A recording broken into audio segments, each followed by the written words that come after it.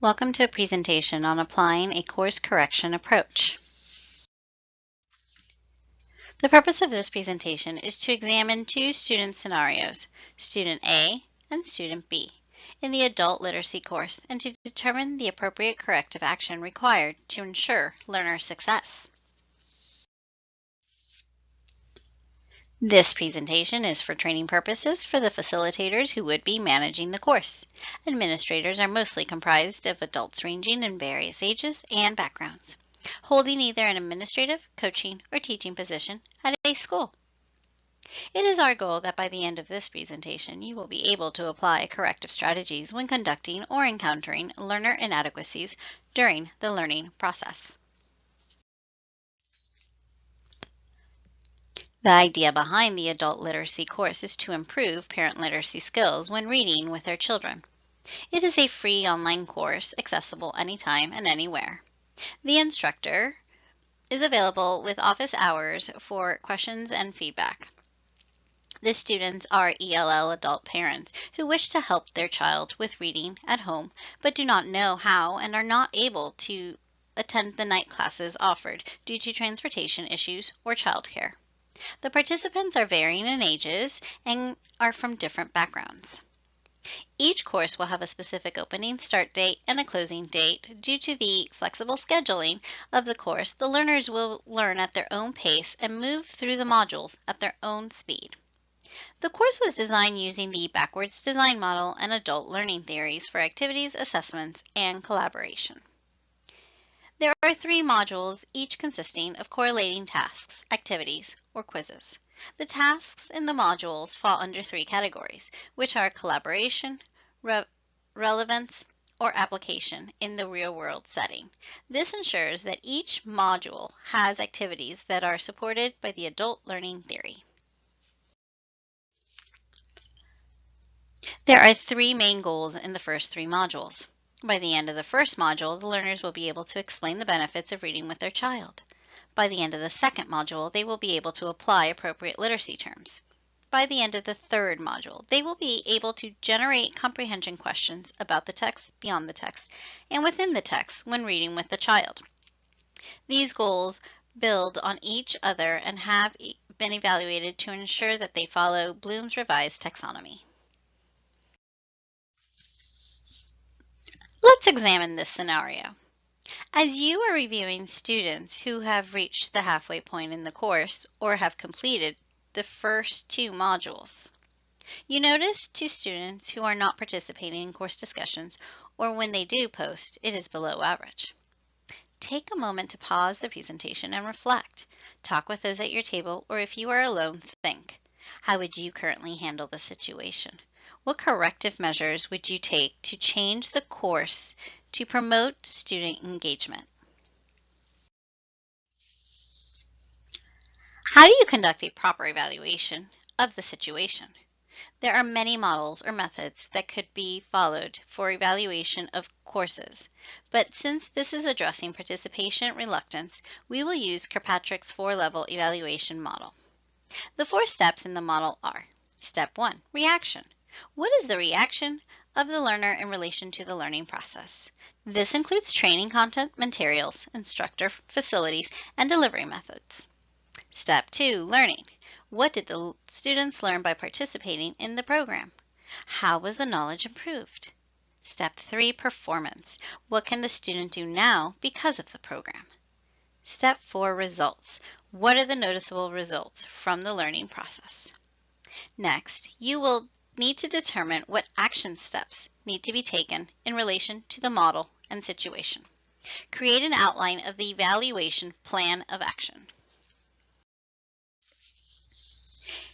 Here is an example of how to incorporate Kirkpatrick's 4-level evaluation model into a plan of action. When creating a plan of action for evaluating course outcomes, there are 4 core categories to include: research and evaluating questions, data collection and method tools, results, and action. Other possible categories to evaluate, if applicable, are learning objectives, technology, resources, ethics, and fair use. Let me walk you through each step closely. First, you must do some research and decide what evaluating questions are appropriate to either the issue or the course. Take a look at the guiding questions in the first column. I decided to add another question to step 1. This question relates to the learning activities and tasks since the issue is that both students are not participating or performing below average on the discussion forums. I really wanted to get a feel from the class on their feelings, opinions, and thoughts on the tasks and activities. Once you have decided the evaluating questions, you need to decide how to collect the data. It is best to create a questionnaire or survey like an eFact to send to the students and gauge how they are feeling about the learning process thus far. Also, this will help you see the course through the learner's lens as you analyze the results. Once all the data is in, analyze the results and see if you can spot any patterns or possible revisions needed. In this case, based on the results, 18 students were satisfied, 2 were mostly, and 5 were somewhat. All 5 participants that felt somewhat satisfied in the course thus far also liked the discussion forum the least. After examining the portfolios, the worst quality work was being done in the discussion forums. I began to see where some corrective action might be needed. The final step is to determine what actions should be taken next. For example, the discussion forum needs to be revised before the participants go into the final module based on the lack of interest in them and poor quality work. Pause the presentation at this point and discuss or think. What or how could you modify, correct, or revise the course to meet the needs of the learners? In this particular scenario, since the discussion forum is the least productive and the problem for our 2 students, I would send out another survey with targeting questions about the discussion forum. After looking at those new results, many of the 5 in the somewhat category felt intimidated by the large number of participants participating in the forum. They also felt self-conscious about their writing and expressive abilities on the forums. Remember that our target audience are ELL adult parents with varying degrees of education. This sort of inadequate feeling can be a normal trait from some of the participants if they did not have formal education. A possible solution for students A and B and some of the others that disliked participating in the discussion forum is to create small subgroups for the discussion posts. Keep the number of participants 5 to 8. Also, add a tool to the discussion forum where they can post orally as well as written. Students who are intimidated by large groups of participants do better when the number is less than 10.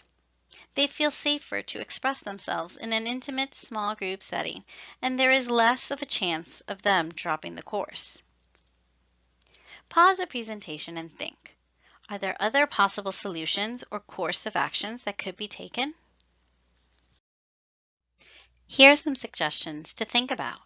Data collection and research.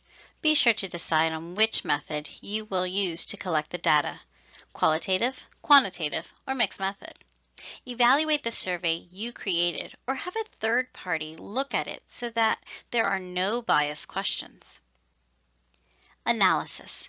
Be sure to chart or graph your results as to make sure that no data was overlooked. Again, use a third-party advisor to review the data and compare your results with theirs. They might have caught something you did not, like another possible issue. Ethical considerations. Make sure that the participants know before the start of the course that you will be conducting course surveys to better the course.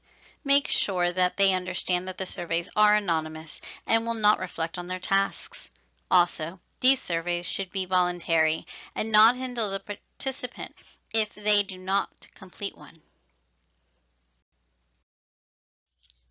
We have come to the conclusion of this presentation. I would like for you to take a moment, reflect, and evaluate what you have learned from this presentation. You may share aloud with colleagues or think to yourself. Step 1. Was the presentation easy to assimilate? What changes would you make to the presentation, if any? Step 2. What corrective strategies did you learn and how would you use course corrective approaches. Step 3. How can you apply corrective strategies with this or other courses? Step 4. What are you walking away with today being able to do? Thank you.